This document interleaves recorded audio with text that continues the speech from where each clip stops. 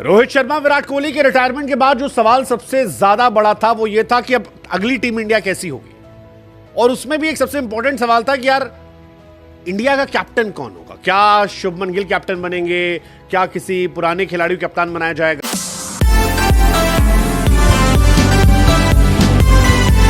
रोहित शर्मा विराट कोहली के रिटायरमेंट के बाद जो सवाल सबसे ज्यादा बड़ा था वो ये था कि अब अगली टीम इंडिया कैसी होगी। और उसमें भी एक सबसे इंपॉर्टेंट सवाल था कि यार इंडिया का कैप्टन कौन होगा। क्या शुभमन गिल कैप्टन बनेंगे, क्या किसी पुराने खिलाड़ी को कप्तान बनाया जाएगा, ऋषभ पंत पर दांव लगाया जाएगा, जडेजा पर निगाहें हो सकती हैं, कौन होगा जो इंडिया कैप्टन बनेगा।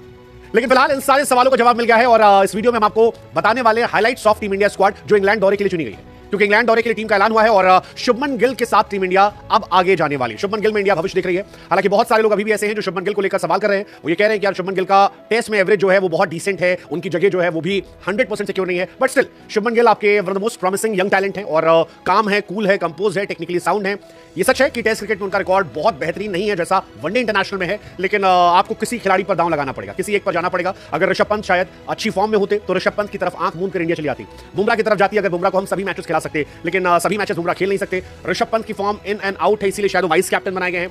शुभमन अभी के सिनेरियो के हिसाब से मोस्ट प्रॉमिसिंग प्लेयर लग रहे हैं जो अगर सही बैठ जाते हैं तो फिर आपको एक लंबी दूरी की यात्रा देंगे। क्योंकि कप्तानी के राहुल भी कर सकती थी, लेकिन अगेन वो शॉर्ट टर्म इन्वेस्टमेंट होता, लॉन्ग टर्म इन्वेस्टमेंट नहीं होता। जडेजा शॉर्ट टर्म इन्वेस्टमेंट होता, लॉन्ग टर्म इन्वेस्टमेंट नहीं होता। ऐसे में शुभमन गिल मेरे हिसाब से भी अभी के सिनेरियो को देखते हुए इस वक्त की सबसे अच्छी चॉइस है। लेट्स जस्ट होप कि शुभमन गिल जो टेस्ट में टेक ऑफ करते हैं, जो अब तक नहीं कर पाए हैं, उसे करें और हमें बताएं कि कैप्टन शुभमन गिल इंडिया का दिल जीतने वाले। Second vice captain Rishabh Pant बनाए गए हैं। कुछ खिलाड़ियों को बाहर करना समझ से परे है, जैसे Shreyas Iyer. I still don't know why he is left out. Ajit Agarkar सवाल पूछा गया कि भाई साहब कहां पर है श्रेयस अय्यर, और अगरकर कहते हैं कि यार अच्छा खेल रहा है, बट अगरकर ये भी कह रहे हैं कि उसकी टीम में जगह नहीं है। अब जगह कैसे नहीं है ये मुझे नहीं पता, जगह बनानी पड़ती है और जिसको खिलाना होता है उसके लिए बना ली जाती है, जिसको बाहर रखना होता है उसको हटा दिया था। जैसे सरफराज खान को बाहर रखना था, उन्हें इंग्लैंड नहीं ले जाना था तो सरफराज खान को ड्रॉप कर दिया गया। उनके मतलब सरफराज साथ हुआ है एक्चुअली, बॉर्डर गवास्कर में भी मैच नहीं मिला था। तो या तो ये माइंडसेट है कि सरफराज खान जो है वो इंडियन कंडीशंस में खेलने वाले खिलाड़ी बाहर नहीं खेल सकते।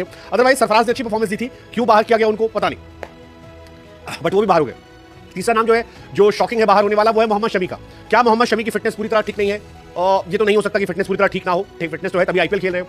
हालांकि आईपीएल 4 ओवर का मैच होता है, टेस्ट क्रिकेट लंबा मैच होता है, लेकिन क्या T20 की फॉर्म देखकर टेस्ट में ड्रॉप कर दिया गया?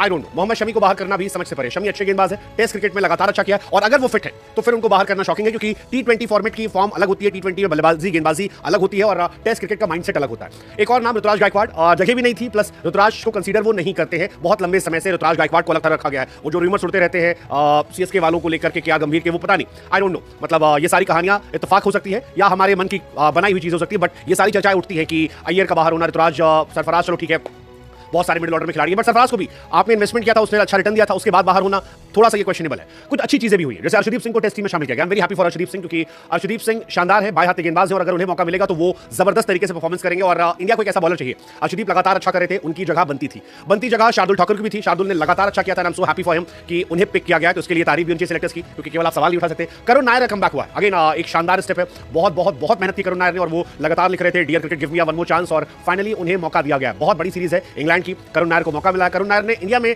13 शतक लगाया था, वहां पर क्या वो इंग्लैंड के सामने कमाल कर सकते हैं? I will be happy to see performing, because अगर वो परफॉर्म करते हैं तो ये बहुत सारे खिलाड़ियों के लिए एक मैसेज होगा कि भाई साहब आप भी अच्छा खेल सकते हो और आप भी एक स्ट्रॉन्ग मैसेज दे सकते हैं कि कभी भी देर नहीं हुई है, जब आपकी मर्जी होगी आप वापसी कर सकते हैं। तो फिलहाल 5 टेस्ट मैचेस के लिए टीम का ऐलान हो गया है। 18 प्लेयर जो है वो अनाउंसमेंट किए गए हैं और जैसा कि हमने बताया रोहित शर्मा के रिटायरमेंट के बाद ये किया गया है। विराट कोहली, रोहित शर्मा, अश्विन फिलहाल